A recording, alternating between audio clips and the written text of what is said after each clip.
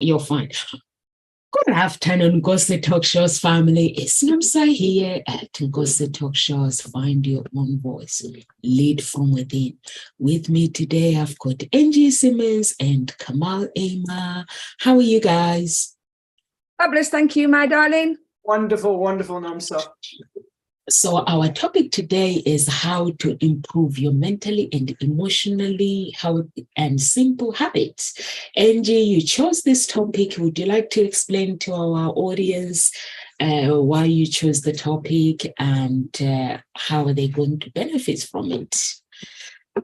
Reason why I chose the topic was obviously my personal story, struggling for over 20 years with depression, anxiety, popping the pills like like Smarties, drinking like a fish, anything to shut this up because I didn't know any better.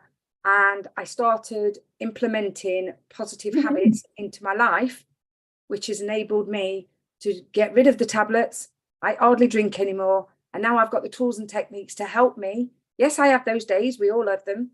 But I would actually say that 90% of the time that I'm happy and grateful and blessed. And the reason why I wanted to share this is to help the viewers, to help them implement these steps too, to help them improve their emotional and their mental well-being so they can improve their life too. What do you think, Kamal? I like your story very much, and it's not the same from my end. It's similar though. I mean, we all have very similar points or events that lead us into a different path. And for me, it was being fed up of living by the rules of others, living by the values of society and others, and deciding that that's it. It's me above all. And I'm going to use a favorite quote of mine from one of my mentors. It is time for me favoritism.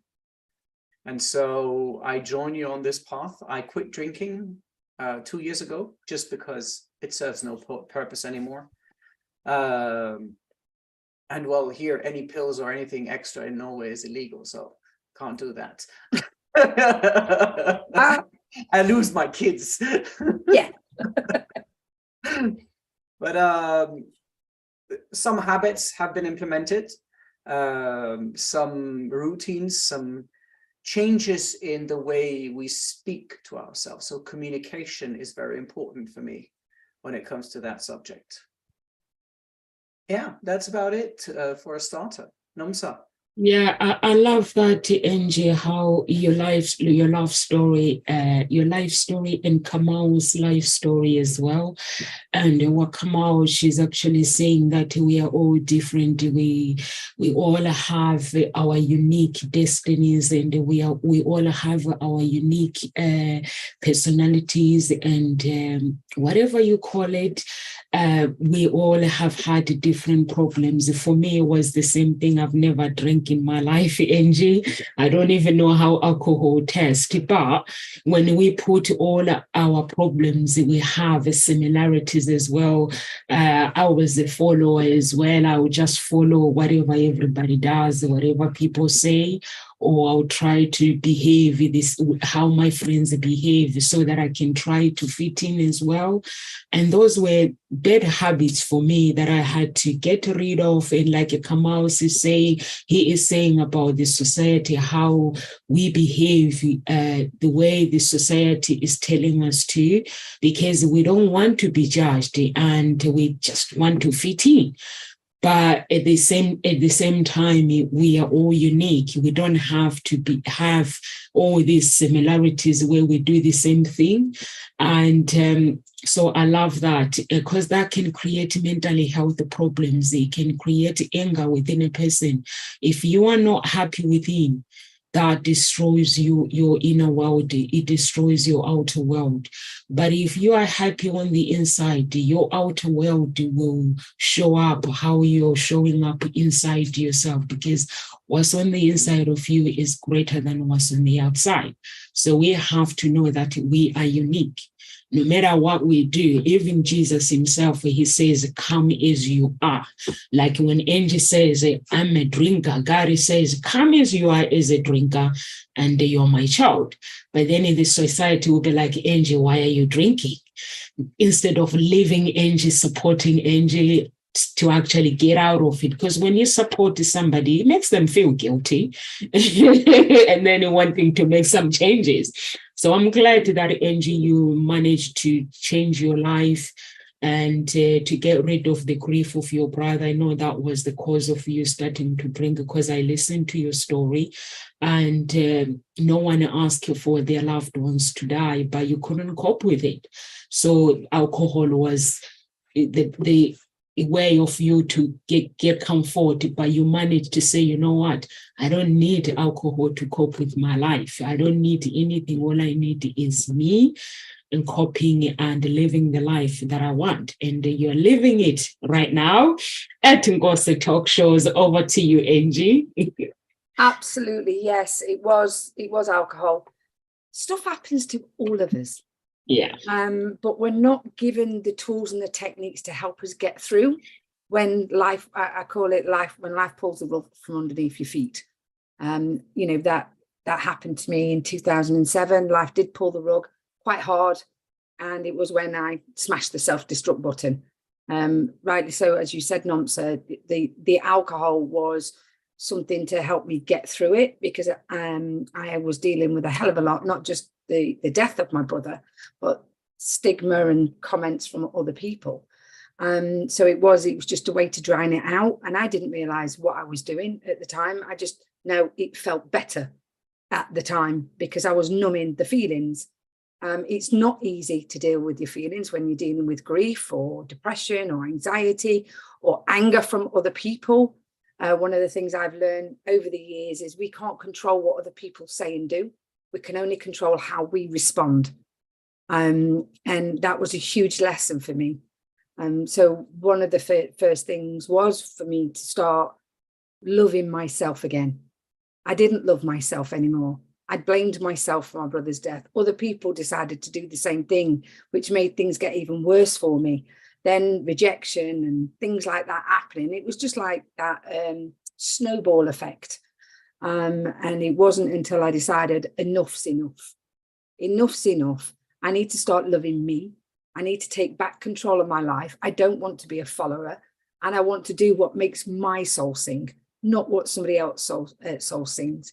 And when you were saying that, not so early, about us being programmed, yes, I do believe that we're being programmed. It might be a bit out there, but from very young age, we're told what to wear, when to eat, where to stand, and conform with everybody else in the classroom. We're not told and embraced in owning your own uniqueness. So then, for instance, myself, I told this story the other day when I was at school. You guys know this, that when it comes to computers, you may as well speak Swahili. I've tried to get my head around it. I cannot. When I was at school, I couldn't get my head around it. And for that fear of being judged and called stupid, I became a rebel. So I'd be putting chalk in the teacher's coffee, anything to get me kicked out of that class. But what I did love was art, creativity. That's what makes my soul sing. And what I've found, when you're doing stuff that makes your soul sing, that makes you truly happy, you know, you're at the highest vibration, and then you not only attract good stuff towards you, but you see your outer world in a totally different manner, and you're not bothered with the conformatism of what we're taught, if that makes sense. So it is about implementing those positive, getting rid of the stuff that doesn't serve you and implement the stuff that does serve you. And mine was the start of listening to audio while driving my car. And I nearly threw that CD out the window quite a few times, because that wasn't me. I was like listening to all these entrepreneurial people, American people talking weird. And I was like, what is this? But I promised my friend I would listen to it over and over and over again. Light bulb moment. A lot of people heard it. It's a sliding doors moment. I could have thrown that CD, but I didn't. And I decided to gain a PhD in me and change my life. And anybody can do that. What do you think, Kamal? Yeah, I'm thinking about what you're saying, and it's usually a trigger in life that happens to us that causes us to switch. I mean, not everybody is fortunate enough to get that trigger in their life. And I mean, for you listening to that CD over and over, and then several times, no, this is not me, this is not me. But there's something that happened within that moment. And it's funny, you're talking about rebelling at school, and a lot of kids rebel, a lot of kids bully. And I'm talking about that with my children because, I mean, there's bullying at school, and my son notices bullying, and he asks me, why do people do that? And I explain it to him in a way that he can understand, but I never speak down to my kids as if they're kids. I speak to them as they're grown-ups. So I explain to them in the best way possible, psychologically, what's happening to these children, what might cause these things to occur. And the good thing is that when you do that with your children, or people that you care about or love, or in your surroundings, sometimes it does help them find that trigger, find that moment of clarity where, oh, you know what? This is not for me. This is what I want to do with my life. Same happens with school, right? You're talking about conformity at school, conformity by parents, conformity by society. And when your subconscious is not aligned with your conscious mind, that's when that gap happens. And that's when rebellion happens. That's when stress, mental health issues, behavioral issues, all of these surface. Because we are meant to follow our inner conscious mind, the subconscious mind. That is what's leading us. Easy example, you grow up in a household where the parents or one of the parents is very organized, very disciplined, and they enforce that onto you. Something I had, my mom was very organized, very disciplined, like German education, Swiss grandmother. So it was, everything had to be as it is, like. And I was not like that. I was never like that. I'm a person that is a little bit disorganized. I'm a person that's a little bit bohemic. I'm a little bit of, I've got ADD.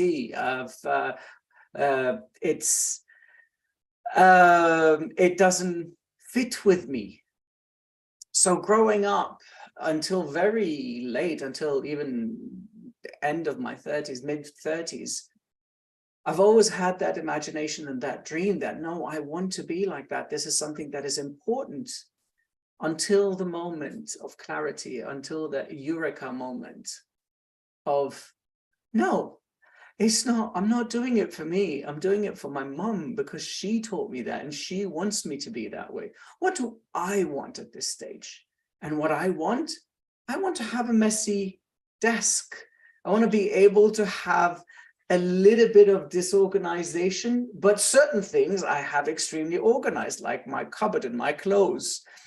Funny enough, my clothes, they're packed and they're hung by order of color, lighter to darkest, pants and shirts, boxers and undershirts, everything is folded and packed properly in a specific order. My books are organized in the library. Everything else can go to hell because I don't care about it. So I get your point. I get what you're talking about. And it hurts us more than we think it does to fit into that box that everybody wants to fit us in. There's something that I used to say, or that I still say to clients and people, is that, why do you live in a box when the world is a beautiful circle? Why do you put corners? Why do you put limits? So yeah, that's my point. Nomsa. That, Kamau, I love that, living your life how you want. And I love that you managed to actually break away from how the attachment of your parents and find your own identity. Because at that moment, your mom, she was like, this is how life should be. And at the end of the day, she didn't expect you to leave her character. She wanted you to be you. And that's what she wants for you. And you decided, you know what?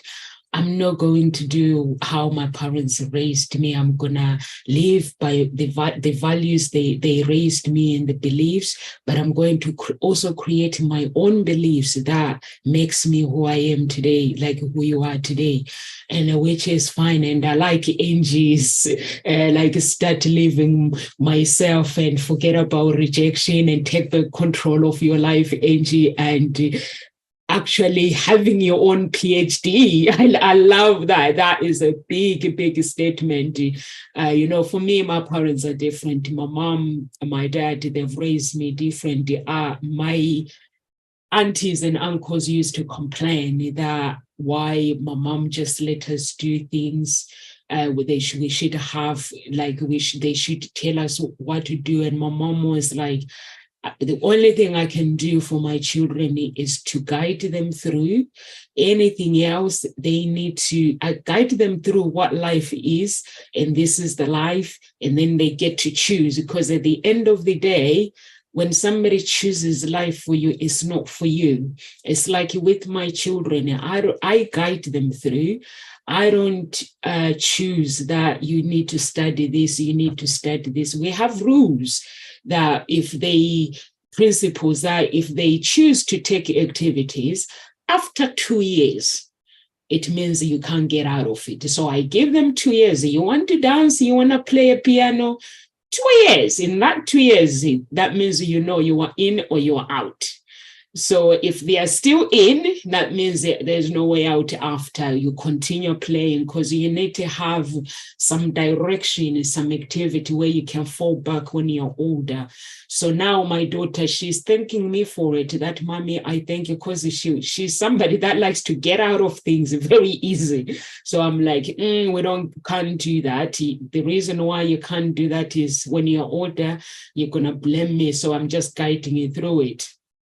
So we do all those things, but at the end of the day, you have to create your own identity. And the beautiful thing about creating your own identity and writing your own PhD, Angie, that is written by Angie, is because you can look back and not blaming the mistakes that you have made, and be grateful to yourself and be grateful to people around you who are supporting you become the Angie that you are today, or Kamau or Nomsa. So that is the beauty of life. Sometimes they want people to affirm. Me, I don't let people affirm who I could be or sometimes I do things, sometimes I make decisions and my family, they're like, no, you can't. Not even the president can go and ask you what you're asking for. I'm like, yes, I can. There's two things that you can only do. You can hear is either yes or no. So if you don't ask, you're never gonna know the answer. If you don't take action and go for what you want, you're never going to know the results. It would have been good results. It would have been bad results. So you might as well go for it and close your eyes, let people talk, and close your eyes and just go for what you want in life and become the person that you want to become. And guess what? There will be challenges along the way when you create those good habits mentally, physically, but that is the game of life. Game of life, it means we become who we are by going through challenges, by climbing the mountains. And I never knew that I would meet you guys, Kamau and Angie. I wouldn't if we didn't start and go to talk shows. I wouldn't have had the opportunity to actually meet you. But I thank Des for that, because when he was like, Nomsa, as a CEO, you're going to have to do Facebook Live, you're going to have to do this. And I'm looking at the guy, I'm like, I'm paying you and you are asking me now to do the Facebook Live. This is not part of the deal. You want me to speak about my business on stage? It's not part of the deal. That's why I'm hiring you to do the work. And I was like, no, I just guide you through it. And I was like, okay, I'm just going to try it. In my heart, I was like, there was this big fear. And this fear, and then there was something else saying, no, sir, you can do this. And I remember when I was like, you know, like when you fear something, you're scared, you're about to go on stage and you're scared, and you keep calling, and somebody goes, you are scared, to put down the phone. I'll see you later. So that was my story. And I hope that the audience that are watching, they can write their own PhD and they can take Kamau's advice and live a messy life in the house. If you want messy, have a messy life, a messy house. And, you know, like when you have children, the thing that they will remember is how they were able to play freedom in that house. Not like some people, you see the children are playing, they go around after them picking. No, you can't do that. Keep the house clean. A clean house is a non-freedom house, but a messy house that gets cleaned later at 5, it means the children are free. So that's how I see it. I love that. I love that. Yeah, just let children be who they are and support them in every way. My PhD, that was something I heard on the CD, and I was like, really? Just by listening to audio while you're driving your car, or by washing the pots, having a shower, anything when your fingers, when these are busy and this gets to do one, as I goes on this autopilot of negativity, and let's face it, 90% of the time we're fed negativity, so we can't, it's not about us being negative. Half of the time the subconscious brain has been programmed to be negative. So I heard it, just when about gaining the PhD, and I just thought, well, I dog room, I obviously have a shower, wash pots, I'm driving all the time, and I thought that's dead time. That's dead time when my brain gets to decide to start going on a path that I don't want it to go. I want it, setting my own GPS. That's where I want to go. That's what I want to do.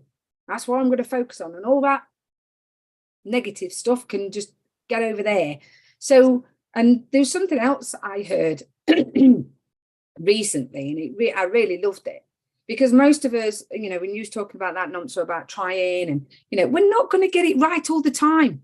Definitely not. We are not perfect by any stretch of the imagination. I definitely ain't perfect. I've made absolute bloomers.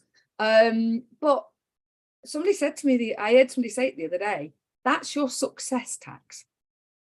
And I was like, whoa, because I've tried and I fell.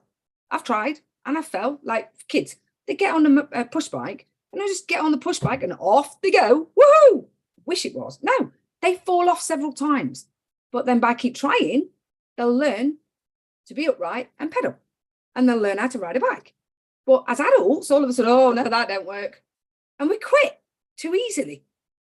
And I haven't. I've kept going. I fell off. I've done all sorts of stuff that I shouldn't, not that I shouldn't have done, because that's my journey. And I am proud of every single thing I've done. I might look at the drinking days and go, maybe I could have changed some of them, but I can't change that. That's already gone. That's already gone. I'm not focusing there. I'm focusing on where I want to go. But looking at your life, look at all those bloomers or whatever, or stuff that's happened to you that's put you in a bit of a negative state, and think of it as success tax. And when I sat there and thought of that, I thought, wow, me, I've got loads in the bank. But it also made me giggle.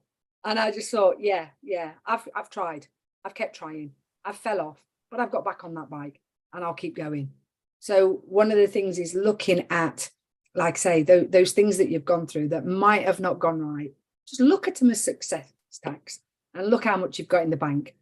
And then we learn from everything. That's the way I see it now. It's not failure. We learn from every situation that we're going through. And if you're not learning, you're not growing. For me, you may as well be 6 foot under if you're not learning something, if that makes sense. What do you reckon, Kamal? No, definitely. I was gonna jump in here and say, you know what? Those events that happen to you and you feel that you regret them, or you didn't regret them, or you could have done something better and they could have been better. No, they couldn't have been better. They are as good as it gets. They are as good as they had to be at that stage for you to be who you are today. And I'm on board with you with that, especially that dead time that you were talking about. That dead time is an excellent period of time to really engross yourself in those moments. You're washing the dishes, wash the dishes. Just go through the experience of washing the dishes, just washing the dishes. I know it sounds benign, and yet it's not. It's as simple as feeling the soap, feeling the sponge, feeling the water, how hot, how warm. Ooh, that's nice. Is it nice on my hands? Ooh, the soap, it's bubbly. The plate, ooh, I have to scrub it a little bit more. No, don't scrub it too much, otherwise you'll scratch the pan. All of that is not dead time. This is time for you to enjoy every moment and every aspect of that specific deed that you're doing, or whatever it is that you're doing. What else do you go on autopilot? Taking a shower. How many times? And that's the generality of people, right? They get into the shower. Oh, I'm going to go and talk to this person. I'm going to do this and I'm going to do that. Take a damn shower and enjoy it. Exactly. The water. Oh, that water feels nice. Oh, let me put it right here. Oh, that's nice. The water, and have the sensation of all your body be engrossed in that moment of wetting yourself with water. In the bathtub, do the same thing. Enjoy it. What else do people ignore that are extremely important? Eating. You made a wonderful meal and then you go and shove it in your mouth. Sit down. Take a spoon. Take things separately. Take them together. Feel the taste. Oh, can I taste the herbs and the spices that I've added? Next time I'll remember to put some, I don't know, cumin. Oh, cumin. Where does cumin come from? Let it wander for each ingredient that you have in that spoonful, where it comes from, the journey it took to reach you so that you can enjoy that spoon or that fork in your mouth. I mean, grown-ups, a lot of grown-ups stopped doing that, unfortunately. They stopped playing. Play like a child. Take your child, go sledding when it's snowing, go jump in ponds and make yourself dirty and wet. How many parents do you see doing that? Very few. How many parents do you see sitting down and like, let's go and let's play a game on the computer together. Let's go and play a game on the PlayStation. Let's play a game of chess together. Grown-ups specify, and I don't include myself in grown-ups, by the way, have specified times. Now we have to play. Now we have to play now. We're going to play a board game together as a family. We don't want to. Why do we have to play now? Why can't we play when we're done homework? Why can't we play when we feel like it? Why can't we enjoy those moments? And this is one of the first steps that you were talking about, that everyone, if they really want to start improving their mental health and improving their behaviors and their conditioning, to start enjoy every moment of every single thing that you do. Get rid of the negativity in your life. I stopped watching the news and reading about the news about 8 years ago. Same. I don't care. My mom said, oh, you know, this is happening. I don't care. Me neither. Yeah, yes, it has impacts in economy, in finance, in politics. Yes, it has an impact on our lives. I don't care. I'll do what I have to do to get by. Because every time that I watch the news, every time that I read the newspaper, it's just sadness all over.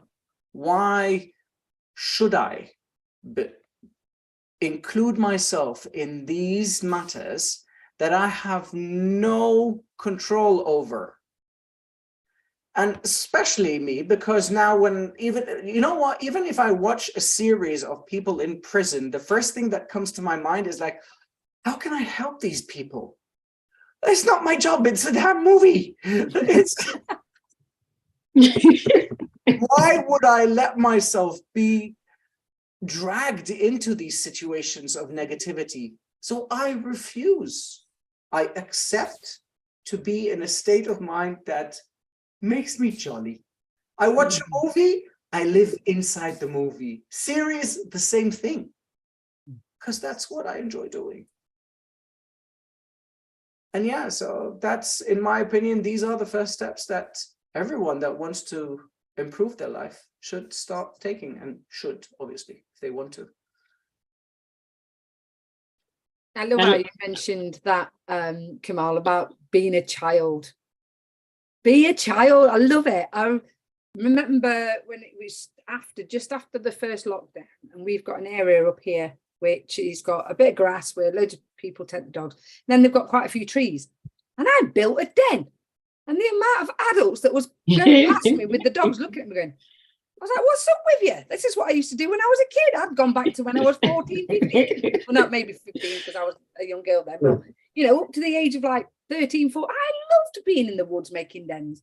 But yeah, and making, mud pies and all sorts. I built a little fire in there. I was doing all sorts, and people are like, she gone crackers? I'm like, no, I'm just being a kid. That's it. That's it. Crackers. The kids, they go out and it's like, what are we making? Oh, we're making a soup. Here, use that for the soup. And it's like just mud and water and melted snow and rubbish. And it's like, when are we tasting it? Do you dare? Yeah, you have to be playful. You have to learn to bring that inner child out. Otherwise, life, it becomes too serious. You become too serious, and it doesn't help. We play hide and seek here in this house. We play pillow fight. It doesn't have to be long, maybe 10 minutes or 20 minutes. I don't watch the news. If there's any news that I need to know, somebody would tell me, like, somebody would tell me, did you hear this? And then I would just say, okay. Or sometimes I get the headlines on my phone, and if it's something that is attractive, I just look at it. Or check the only thing I check is what is trending when it comes to my business online. So I can stay up to date with my competitors. But other than that, I don't watch. I think I watch The Flash. I like The Flash. But not always. I watch TV. And also, I was thinking the other day that I need to start watching the programs where my children are, so I can support them. the programs where they do acting, so I need to start watching them so I can know what is going on. So all those are the things that I watch. But I like it when Angie says we quit very easily. People just quit. Can you imagine? Like, I was listening to my pastor preaching the other day, and he was like, can you imagine you go through all these challenges in life, and then it just as you're about to get that breakthrough and you quit, not knowing that is your next step, your next stage is a breakthrough. And I was like, this is right. Actually, you just have to keep going until you get there to your destination, because you don't know the day you're going to get the breakthrough. You don't have to quit anything. But we live in this life where everybody's too serious, and people just want, when you do something, if there are no results, they'll be like, you just quit and just give up. And people, they do the same, which is, it's no, because they're trying to fit in. Me, when I'm doing something, I just keep going. And then finally I get the breakthrough.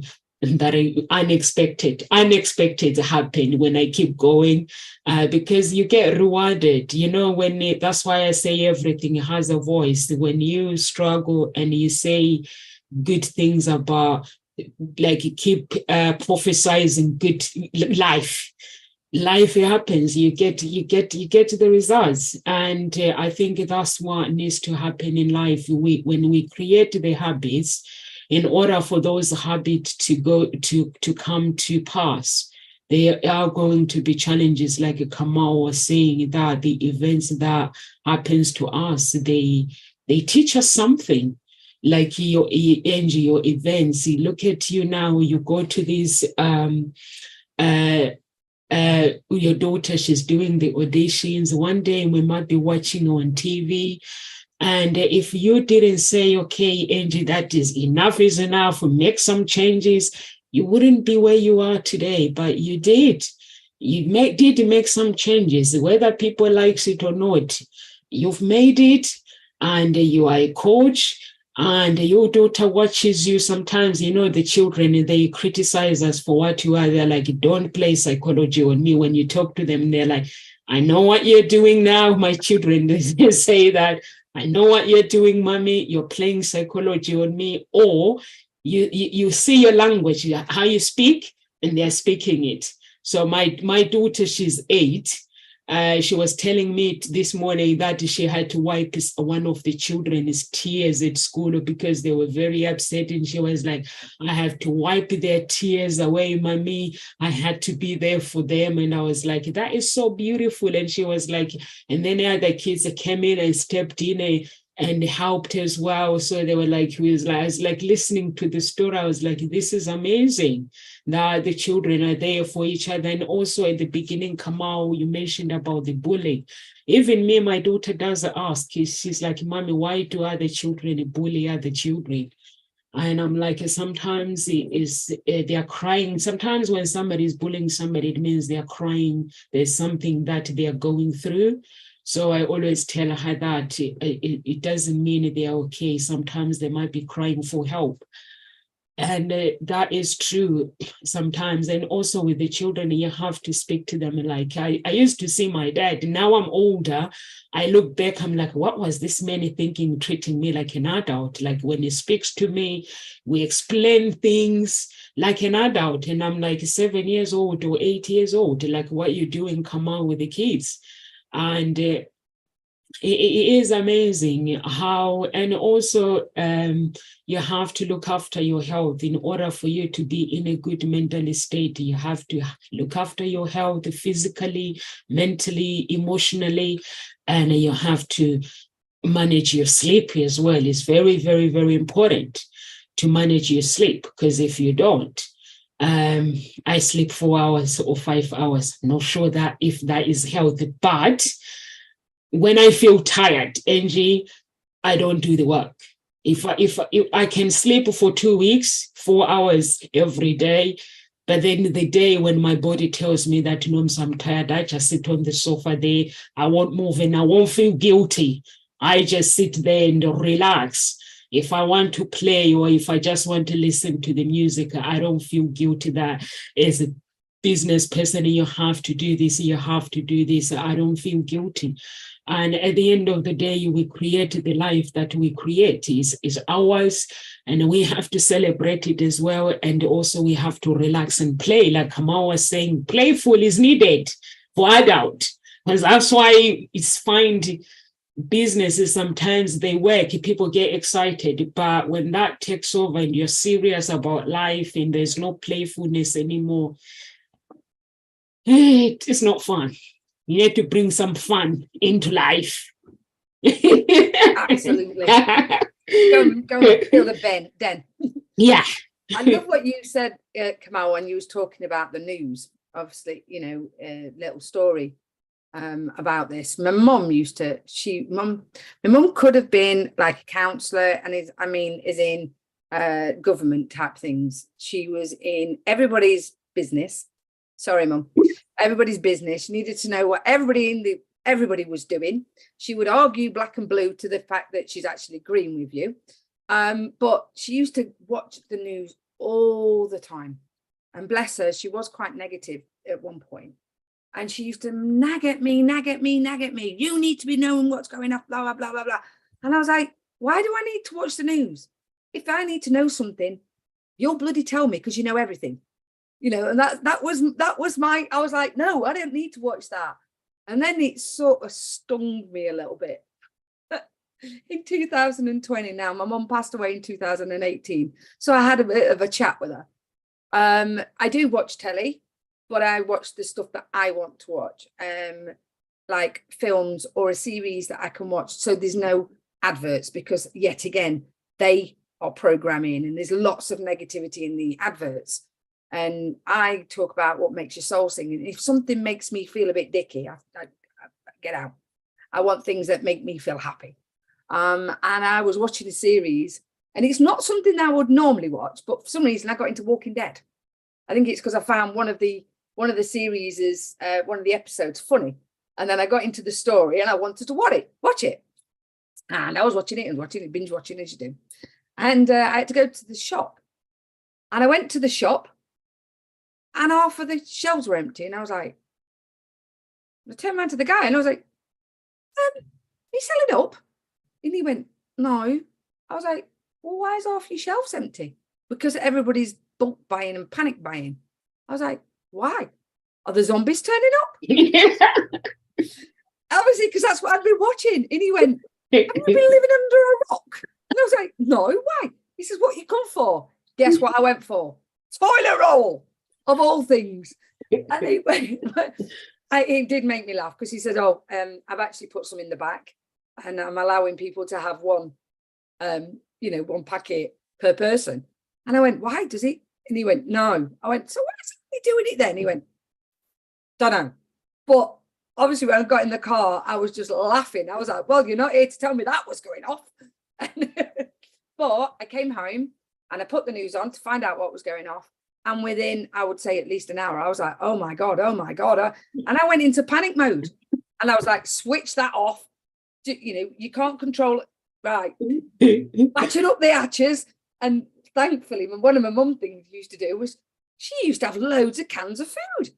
And one of her things was, have loads of cans of food, because if anything happens, you've always got food in your house.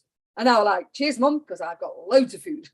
So, yeah, sometimes we need to watch or need to know what's going on for that scenario. But yeah, it's something I don't do. It doesn't make my soul sing. It doesn't make me happy. And all it does is make people panic. So, yeah, I loved how you mentioned that. Come on. It's funny. I was having a laugh. Obviously, my family and I, we come from a background where toilet paper is not necessary because we use water. The cleanest thing to use. The cleanest thing to do, right? And so when people were going berserk on toilet paper, my mom and I, we were just having a laugh. It was like, ha ha, now is the time to maybe sell those bidets that you hatch onto the toilet. So it was like, we were just having a laugh out of that. But you're right, people, you get yourself into these modes, right? And then, I'm the same thing. If I get engrossed in a game and I continue playing that game for a bit, one of the things that happens, unfortunately, this is why it's not good for kids to play that game, it's GTA. And I played GTA since it first started, when it was like 2D from above. The funny thing that happens is that once you get out into a real car, you imagine yourself, I want to go up that hill with the car, and then I drive the scooter. I'm like, oh man, I can't do that.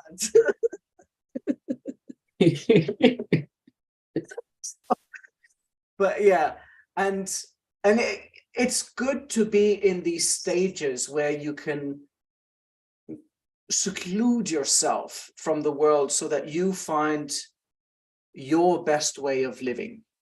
Not for too long, otherwise you go cuckoo. But it's good enough with times, good enough to binge watch, good enough to not care about any work that you want to do, as long as you can not care. It's good for you. It's good for your health, mental health. It's good for your state. Now, you're coming to the stages now where we are how do we improve that mental health as well? This is not sufficient. But it's by implementing these routines that a lot of people don't think are necessary. Nomsa sleeps 4 to 5 hours and she probably wakes up very early and she has her set of routines.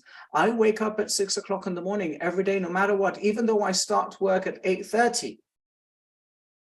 And I wake up the kids at 7 o'clock to get ready and everything. I wake up at 6, take my time, do me, like the Americans say. Do me. Do me. I do me too. You do you, I do me. I do me too. Have my coffee the way I like to have it. Open a book, read a couple of pages, sit down, see what I'm going to do. And then around 7-ish, I can start preparing the stuff that I'm going to, the sandwiches and everything that I'm going to do for the kids and their breakfast. And then I go wake them up. And then they have their routine in the morning. And an hour is more than enough time for us to get ready. They're 8 and 6 now, but they know their routine. They wake up, they go brush their teeth. If they have to shower, they shower, get dressed, and then they sit at the table for breakfast. They have breakfast. And then we've got about 20 minutes before we have to leave, where we can sit down, play, relax, do whatever it is, cuddle. And then it's chop, chop, chop, go to school, drop them off. Then I go to work. But the point of adding that extra hour is I've added an extra hour to my life. I need 6 hours of sleep. And speaking of sleep that you were talking about, Nomsa, I think it's imperative for each person to know their sleeping cycle. We sleep in cycles, ups and downs. When you wake up at a peak, that's when you're dead tired.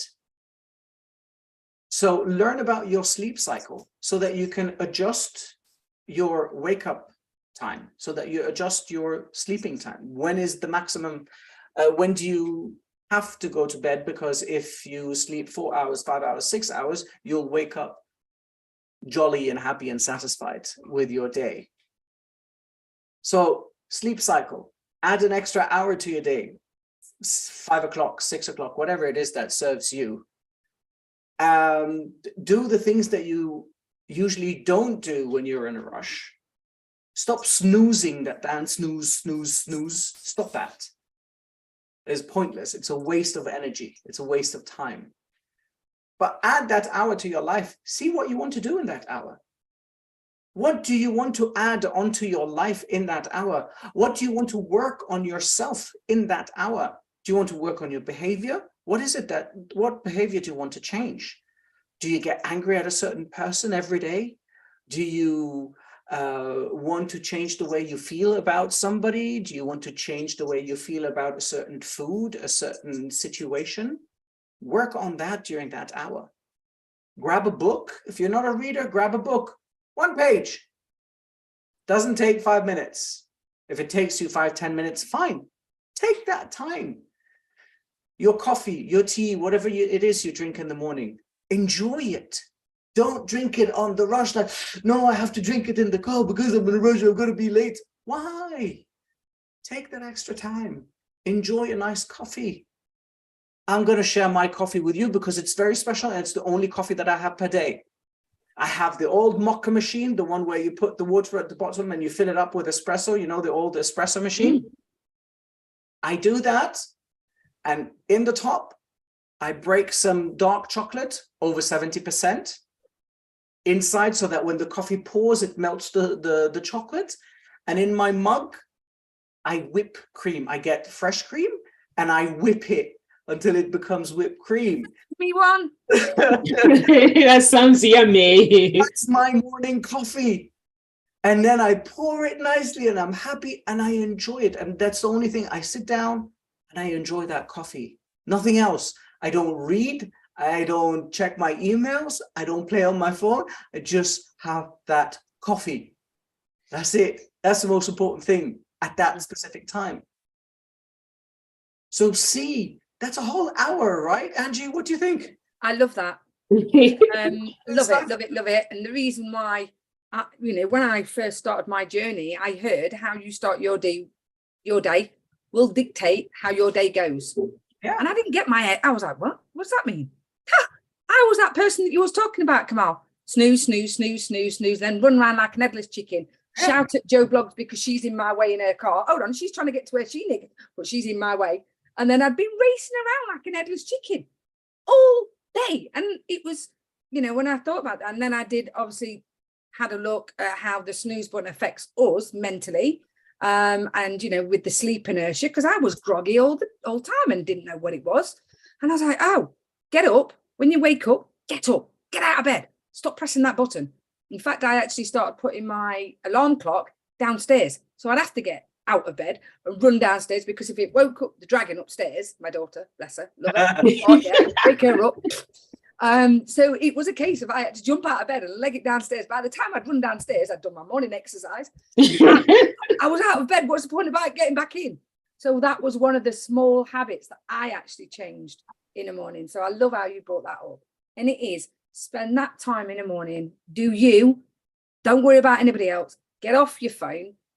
One of the things I said to somebody was, if you woke up in the morning and you came downstairs and there was 300 or 3,000 people outside your front door, would you open that door? And the entire room went, no. I was like, well, why the hell do you pick one of these things up for? Yeah. And they went, oh yeah, never thought of that.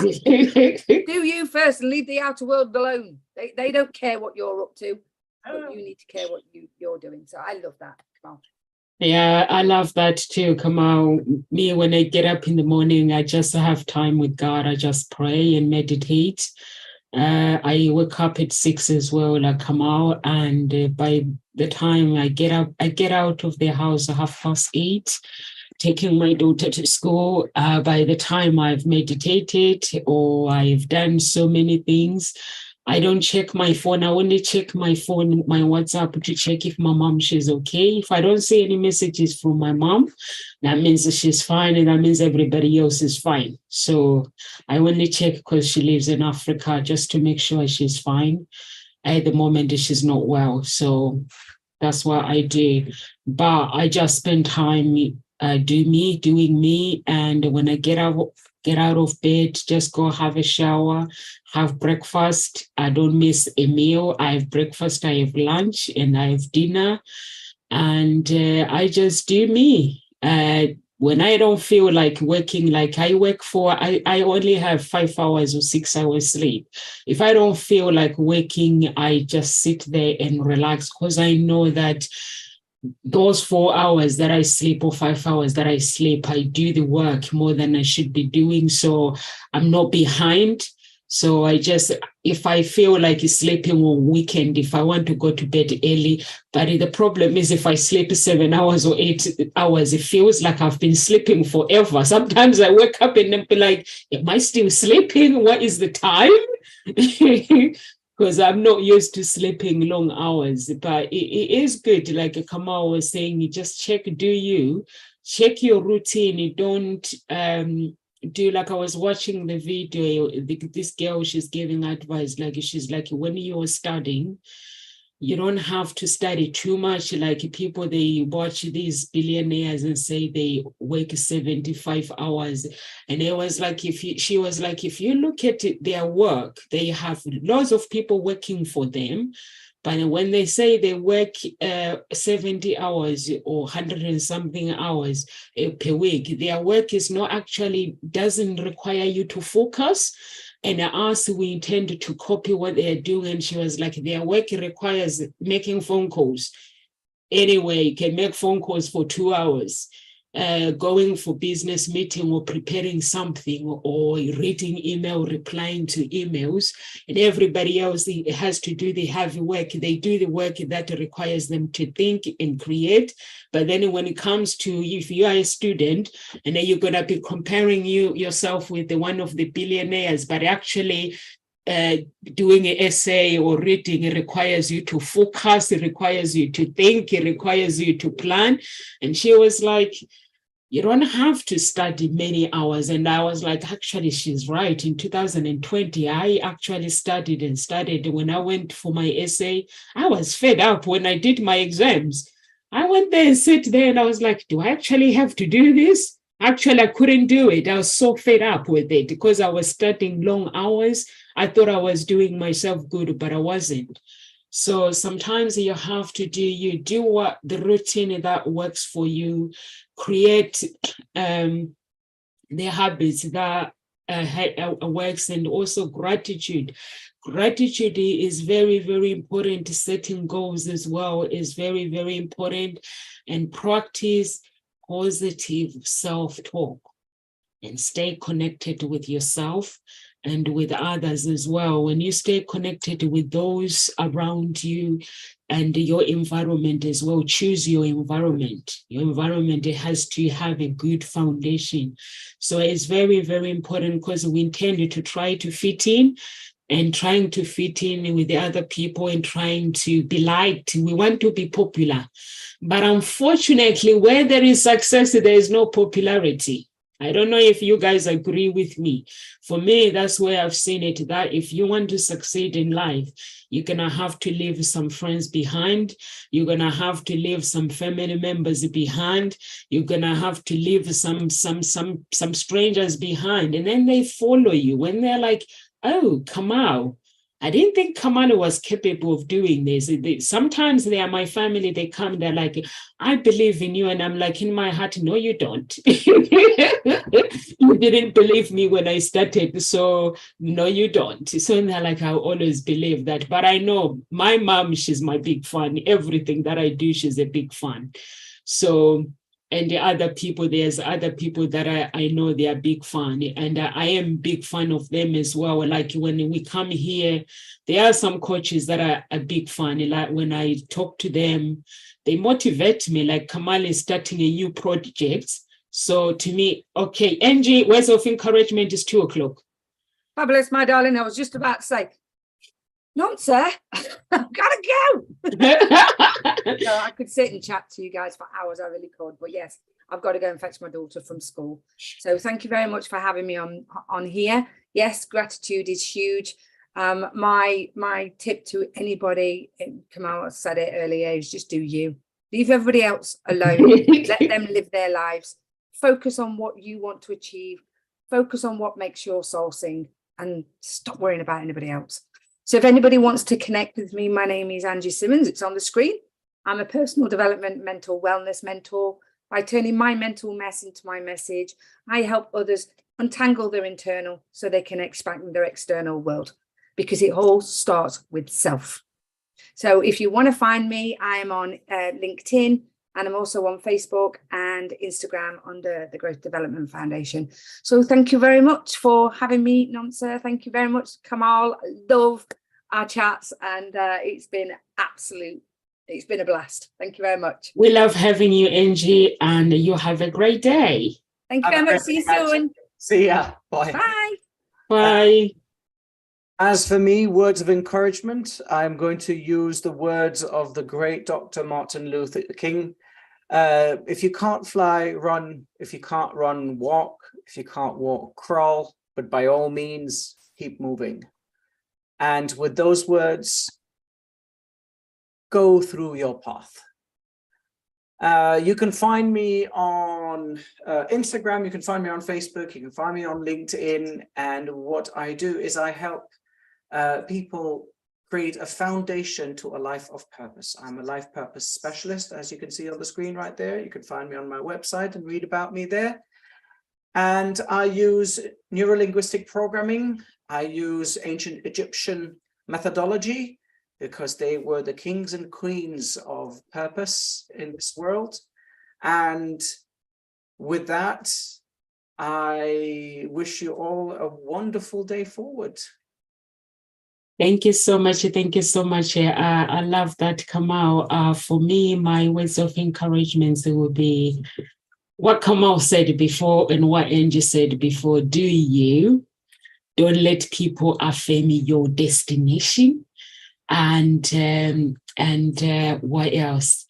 There's a thing that I use. I always say, if you didn't make me, you cannot define me. So that means my maker can define me, but you can't tell me that I'm not good enough, because I know I'm good enough for me. So set realistic goals that can take your life to the next level. And they don't have to be big, just small, step by step. And if you find yourself stuck, it is normal. No one said when you want to climb the ladder, you just climb and everything goes smooth. No, when you find yourself with challenges, know that everything is going to work out just fine. But the words that you cannot use is I quit. Those words are forbidden. I will continue going to my destination until I get there. So there's no destination, there's no end. You keep going, keep climbing the mountain until you get where you need to be. At Ngozi Talk Shows, that's what we do. We help you find your own voice, lead from within.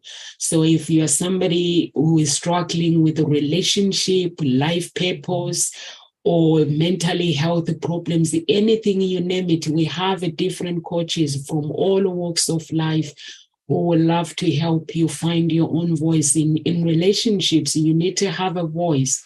At work, you need to have a voice. When you're communicating, you go to church, you need to have a voice. When the pastor speaks, they preach. You need to have a voice to go to the Bible and reference it and make an agreement with you, not what has been said, so that you can live the life of the fulfillment, not living like Kamal said before, the society, or being a follower. So you want to find your own voice so you can write your own story and write your PhD, your own PhD, personally written by you. So that's what we do at Ngozi Talk Shows. And myself, I'm a love harmonist, and I'm also a psychologist. If you are looking for love, and you can find me at my website, www.hseia. If you are looking to find your own voice, you find me at Ngozi Talk Shows. So that's where, if you're looking for these coaches, to connect with the coaches, if you can't get hold of them, you can go to my website, send me an email. There's an office number, there's a mobile number. You can call me, I get back to you ASAP and connect you with these guys ASAP. So you can just work with one of the coaches, or just a free consultation, just to see whether you can get along with this person, and then decide and just begin your journey. Live with grace, everyone. We are here Monday to Friday at Ngozi Talk Shows. You can find us, if you're watching us on YouTube, please subscribe to our channel, be part of the family. And also there's a membership on YouTube that you can become a member, where you can have intimacy with the other viewers in the community, or you can have intimacy with these coaches private. You can talk to them, or you are somebody who wants to become something in life, you are stuck, then you get to ask questions with them private in that membership, and you get to ask the questions, or if you need coaching, you get to discuss everything with them. If you're watching us on Facebook, we have a Facebook group, Ngozi Talk Shows group, and then we have another Facebook group, Unique Billionaire Mindset. Unique Billionaire Mindset. If you have a business and you want to showcase your business, we don't advertise, but we use psychology for people for your name to be out there, so you can be there. Ngozi Talk Shows, be part of the family, and you can give us some stars, like our page as well. Live with grace, everyone, and God bless. See you tomorrow at 1 p.m.